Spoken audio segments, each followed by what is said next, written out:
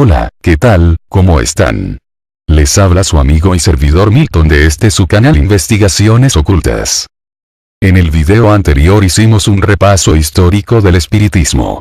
Ustedes sabrán que las fundadoras del espiritismo fueron las hermanas Fox, por lo que el video de hoy se tratará sobre dichas hermanas. Acompáñenos en este recorrido de la leyenda de las hermanas Fox.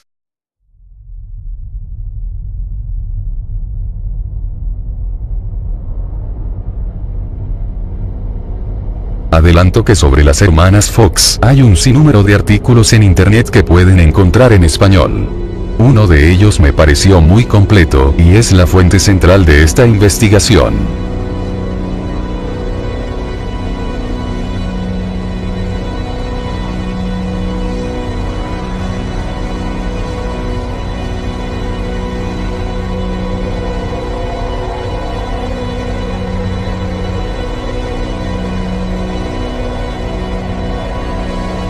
...31 de marzo de 1848. En un pequeño chalet de madera del pueblo de Hydesville, en el estado de Nueva York se inició una serie de fenómenos paranormales acaecidos a una familia, la familia Fox. Los hermanos Fox eran 7, pero solo 3 participaron en los hechos. Lea, que tenía 34 años en 1848, Margareta, de 14, y Catherine, de 12.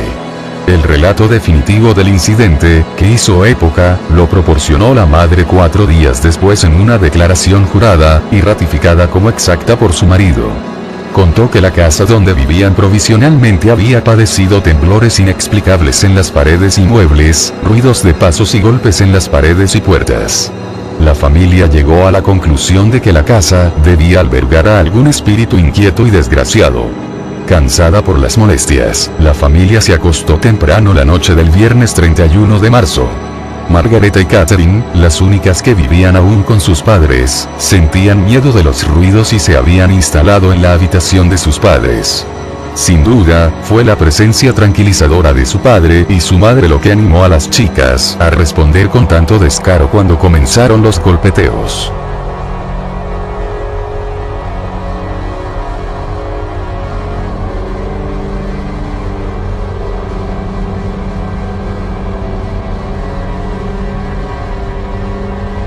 Las niñas oyeron los golpes y trataron de hacer un ruido parecido, chasqueando los dedos. Mi hija menor, Katy, dijo: «Señor Slitfoot, haga como yo», golpeando las manos. El sonido dio inmediatamente la misma cantidad de golpes.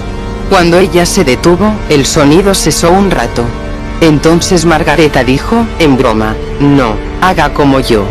Cuente 1, 2, 3, 4, golpeando las manos al mismo tiempo, y los golpeteos volvieron como antes. ¿Tuvo miedo de repetirlo?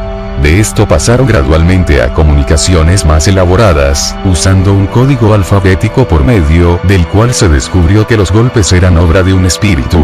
Finalmente, la entidad se identificó como un bubonero de 31 años que afirmaba haber sido asesinado en esa misma casa y cuyos restos estaban enterrados en el sótano. Acudieron vecinos a verificar lo que ocurría. Ellos también escucharon los golpes, hicieron sus propias preguntas y recibieron respuestas. Al día siguiente llegaron más visitantes y por la noche, a petición del espíritu, algunos hombres se pusieron a excavar en el sótano, para ver si podían comprobar la historia. Desgraciadamente el pozo se llenó de agua y hubo que abandonar el intento. Para la familia Fox, en aquel momento, se trataba de la presencia de un fantasma. A lo largo de la historia se han dado miles de relatos en que los muertos vuelven a la tierra para transmitir mensajes o advertencias a los vivos, pero en este caso aparecía un nuevo elemento: una conversación entre vivos y muertos. Posteriormente una historiadora del movimiento espiritista, Emma Hardinge Britten, observó que eso significaba que no solo el bubonero supuestamente asesinado, sino legiones de espíritus, buenos y malos, encumbrados e inferiores, podían comunicarse con la Tierra en ciertas condiciones incomprensibles para los mortales. Que esas comunicaciones eran producidas por medio de las fuerzas del magnetismo espiritual y humano, en una afinidad química. Que las variedades del magnetismo de diferentes individuos proporcionaban poder mediúmnico a unos y se las negaban a otros. Al principio nadie entendió esas sutilezas, pero estaba claro que las hermanas Fox, de alguna manera, estaban dotadas para recibir esas comunicaciones. Los golpeteos solo se presentaban en su presencia y, además, ocurrían donde quiera que fueran ellas. Como sus vidas habían sido trastornadas por la publicidad, las niñas y su madre se marcharon de Hydesville y se instalaron en casa de la hermana mayor, Lea, en Rochester, pero los golpeteos viajaron con ellas. Una y otra vez los mensajes insistían: habéis sido elegidas para comparecer ante el mundo y convencer a los escépticos de la gran verdad de la inmortalidad. Ellas crearon un sistema de comunicación con espíritus que sería tan universal y que se mantiene en la actualidad. Tiempo después de haberse hecho famosas por inventar tal comunicación, las hermanas Fox admitieron que fue un fraude, que ellas no tenían tal poder de mediums. El día en que las hermanas Fox admitieron haber cometido fraude, fue un día feliz para los escépticos. No obstante, esta confesión fue posteriormente revocada. ¿Qué pensar de las fundadoras del espiritismo? 3 años después de aquellos acontecimientos que marcaron época, ocurridos el 17 de abril de 1851 en casa de la familia Fox, en Hydesville, Estados Unidos, una tal señora Culver hizo unas declaraciones en Arcadia, Nueva York, que causaron gran revuelo. Estaba emparentada con los Fox, ya que la hermana de su marido era la esposa de David, hermano de las Fox. Declaró que, durante 2 años había creído sinceramente en la comunicación por golpeteos. Sin embargo, algo que vi en una visita que hice a las hermanas me hizo sospechar que hacían trampa. Decidí que de alguna manera debía salir de dudas, y algún tiempo después me ofrecí a Catherine para ayudarla en sus demostraciones. Catherine, al parecer, aceptó de buen grado su ofrecimiento, y pasó a enseñarle cómo se hacían los trucos. Los golpes se producen con las puntas de los pies. Hay que utilizar todos los dedos. Después de practicar durante casi una semana, con Catherine al lado enseñándome, también yo fui capaz de producir estos golpes. Hoy en día es imposible averiguar cuál fue el motivo de la revelación de la señora Culver. Puede que se tratara simplemente de amor a la verdad, o que hubiera una cuestión de celos. A primera vista su revelación no parece que pueda explicar todos los fenómenos relacionados con las hermanas Fox. Por otro lado, es un hecho que se observó y examinó una y otra vez a las hermanas, y que nunca fueron descubiertas en flagrante impostura. Tal como señaló su defensor, Horace Greeley, editor del Tribune, era, en efecto, posible que muchas cosas de las que ellas realizaban las pudiera hacer también un mago en el escenario. Sin embargo, estos eran artistas profesionales con experiencia, y en cambio las 2 niñas no poseían las mismas habilidades que ellos, ni estaban entrenadas. Sin embargo, los razonamientos de sus defensores y los resultados favorables de las investigaciones fueron olvidados cuando el 24 de septiembre de 1888 Margareta, entonces señora Canny, comunicó a un periodista del New York Herald que tenía la intención de revelar que su actuación como medium había sido un engaño desde el principio hasta el fin. Su hermana menor, Catherine, entonces señora Jenkins, acudió desde Inglaterra para apoyarla.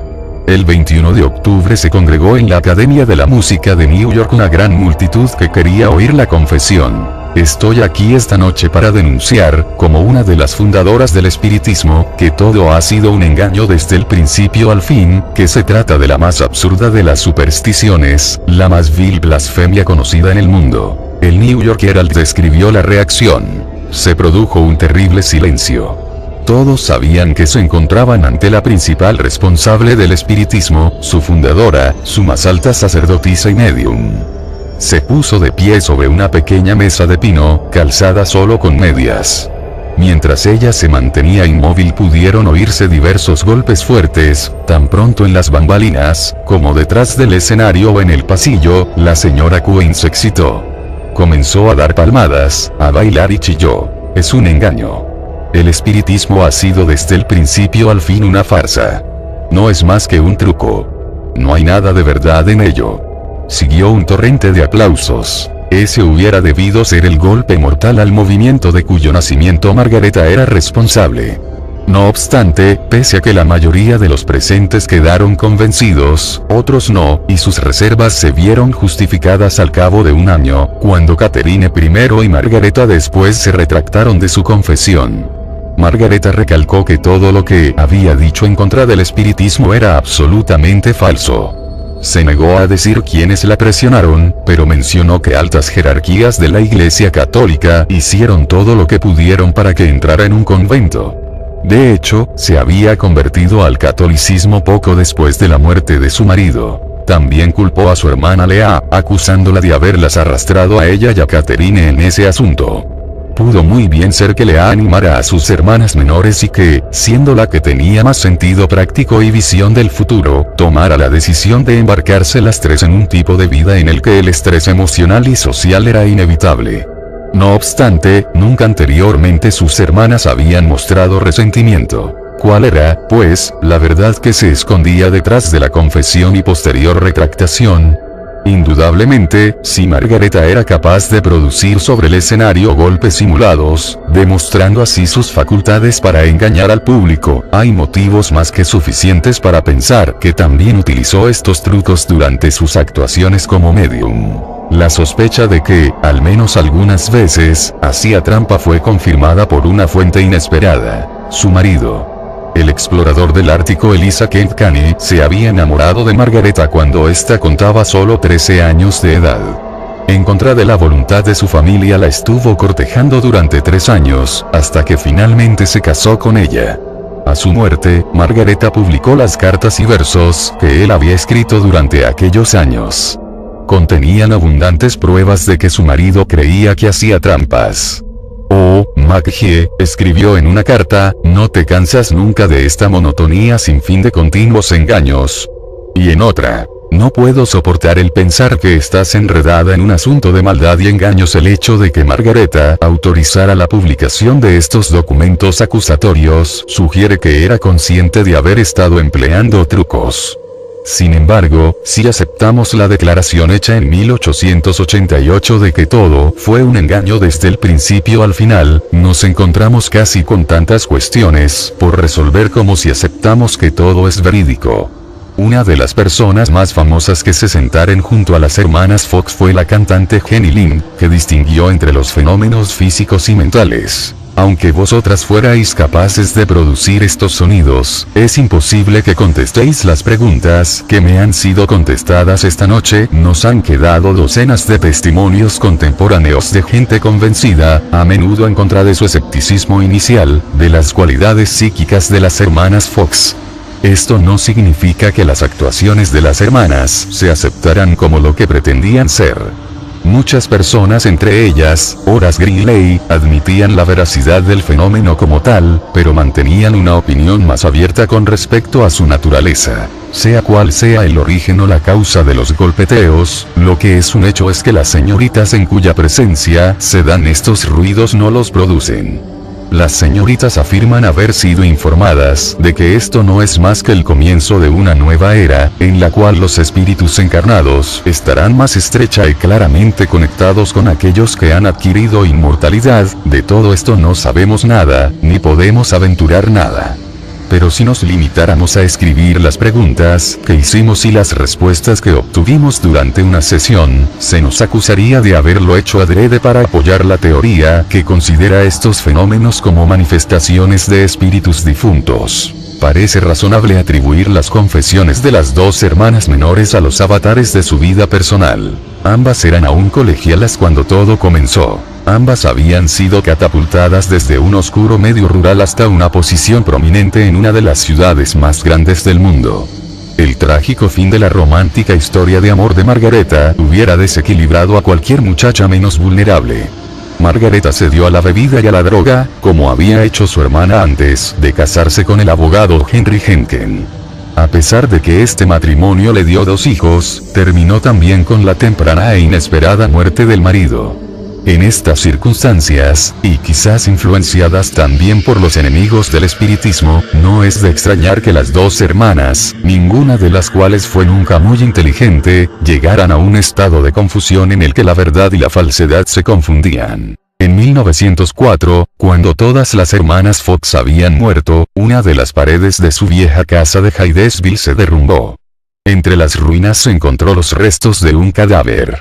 Fue imposible identificar a quién había pertenecido el cuerpo.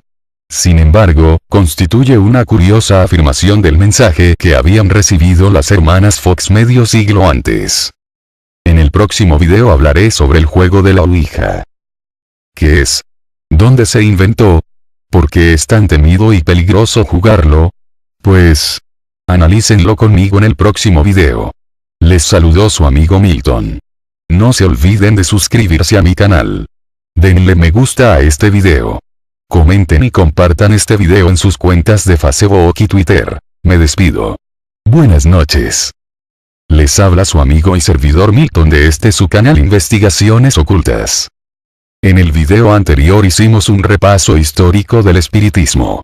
Ustedes sabrán que las fundadoras del espiritismo fueron las hermanas Fox, por lo que el video de hoy se tratará sobre dichas hermanas. Acompáñenos en este recorrido de la leyenda de las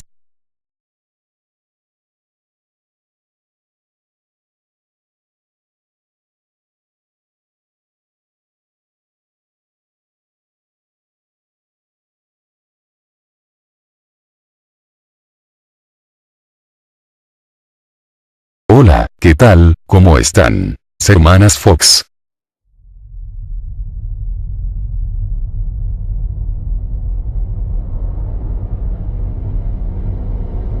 Adelanto que sobre las hermanas Fox hay un sinnúmero de artículos en internet que pueden encontrar en español. Uno de ellos me pareció muy completo y es la fuente central de esta investigación.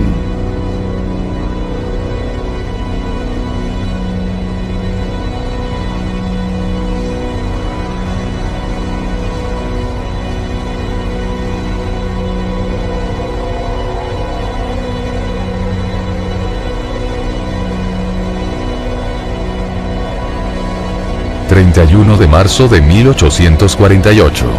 En un pequeño chalet de madera del pueblo de Hydesville, en el estado de Nueva York se inició una serie de fenómenos paranormales acaecidos a una familia, la familia Fox. Los hermanos Fox eran 7, pero solo 3 participaron en los hechos.